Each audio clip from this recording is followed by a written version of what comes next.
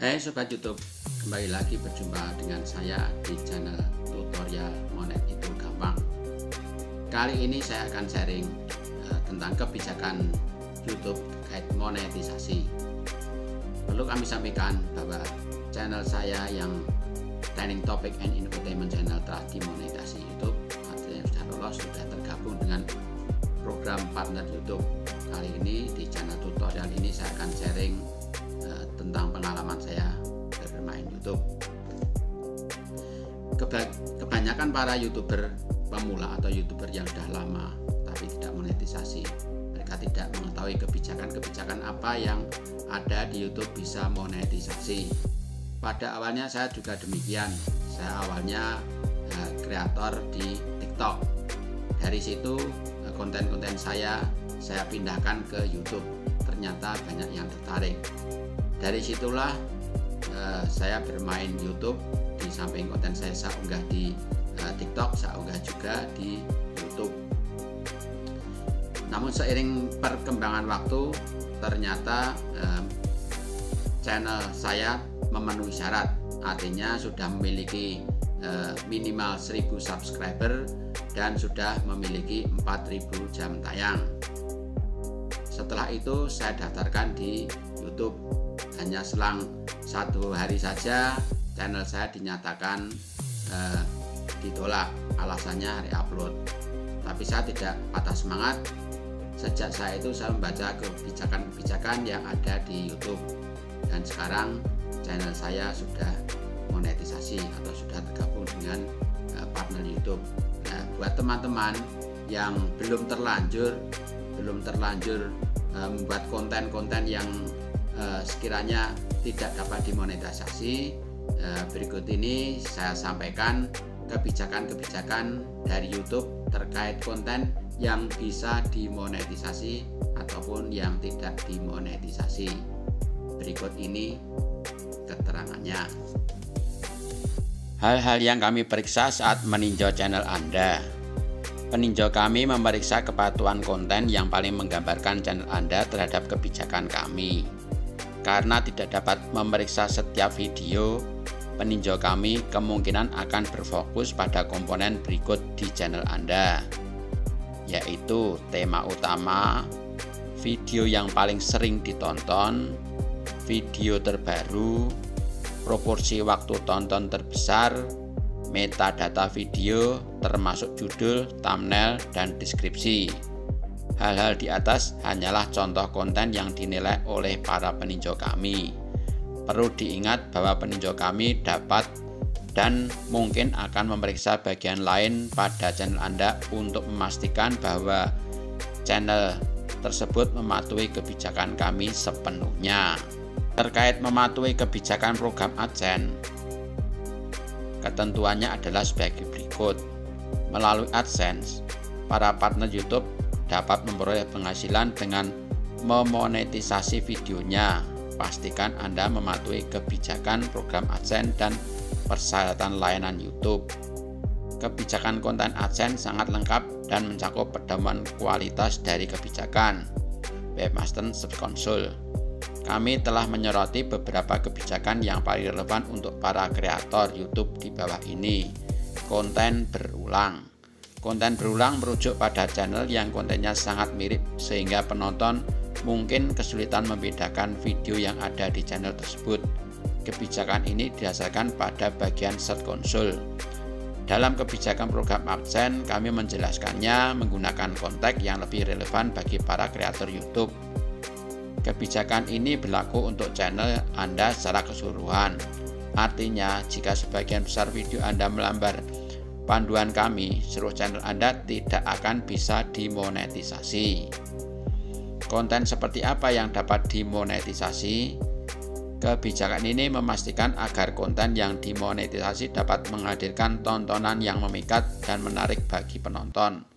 Dengan kata lain, jika kebanyakan penonton dapat membedakan dengan jelas konten dalam setiap video yang ada di channel Anda, artinya channel Anda dapat diizinkan untuk monetisasi. Kami menyadari bahwa ada banyak channel yang membuat konten dengan pola serupa. yang paling penting adalah bahwa isi pokok setiap video harus berbeda. Contoh konten yang dianggap memenuhi syarat untuk monetisasi termasuk tetapi tidak terbatas pada pengantar dan penutup yang sama untuk semua video Anda, tetapi sebagian besar konten di sepanjang durasi video Anda berbeda. Konten yang mirip, tetapi setiap video secara khusus membahas karakteristik subjek yang Anda tampilkan. Klip singkat yang menampilkan beberapa objek mirip yang diedit menjadi satu dan disertai penjelasan tentang keterkaitannya. Konten yang melanggar pedoman ini. Jika suatu channel berisi konten yang mirip, hal ini dapat mengecewakan penonton yang mengakses YouTube untuk menikmati video yang memikat dan menarik. Artinya, channel yang konten dalam setiap videonya hanya berbeda tipis tidak dapat dimonetisasi. Dengan kata lain, channel Anda tidak boleh berisi konten yang dibuat atau diproduksi secara otomatis menggunakan template dasar. Contoh konten yang dianggap tidak memenuhi syarat untuk monetisasi. Daftar ini tidak lengkap. Konten yang hanya menampilkan pembacaan materi lain yang bukan karya Anda sendiri, seperti teks dari situs atau feed berita. Lagu yang dimodifikasi sehingga nada atau temponya berubah tetapi tetap identik dengan lagu aslinya. Konten berulang yang mirip atau tidak berfaedah dengan nilai edukasi, kualitas komentar, atau narasi yang rendah. Konten yang dibuat berdasarkan template, diproduksi massal, atau dihasilkan secara terprogram. Slideshow gambar atau teks berjalan dengan sedikit atau tanpa nilai edukasi, komentar, atau narasi. Konten yang digunakan ulang. Konten yang digunakan ulang merujuk pada channel yang memodifikasi konten orang lain tanpa menambahkan komentar baru atau nilai edukasi yang signifikan. Kebijakan ini didasarkan pada bagian Search Console AdSense dalam kebijakan program AdSense. Kami menjelaskannya menggunakan konteks yang lebih relevan bagi para kreator YouTube. Kebijakan ini berlaku untuk channel Anda secara keseluruhan. Artinya, jika sebagian besar video Anda melanggar panduan kami, seluruh channel Anda tidak akan bisa monetisasi. Konten seperti apa yang dapat dimonetisasi? Pada intinya, kebijakan ini bertujuan untuk memastikan bahwa kami menghargai upaya para kreator dalam membuat konten orisinil dan otentik yang menambah nilai bagi penonton.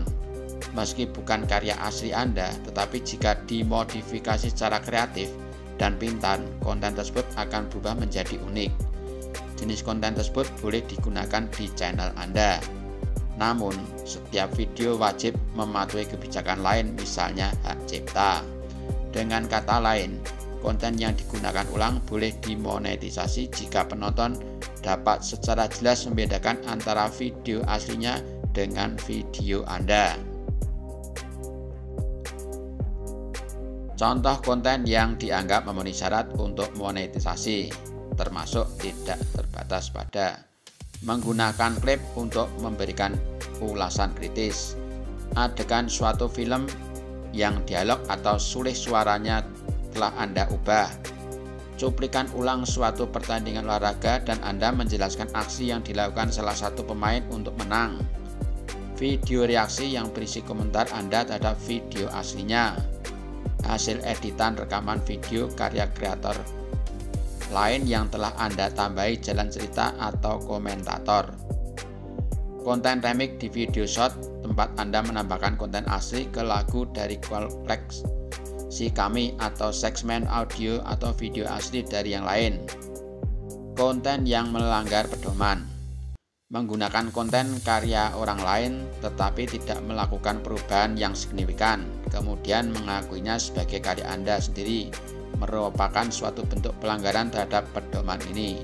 Kebijakan ini berlaku meskipun jika Anda telah mendapatkan izin dari kreator aslinya.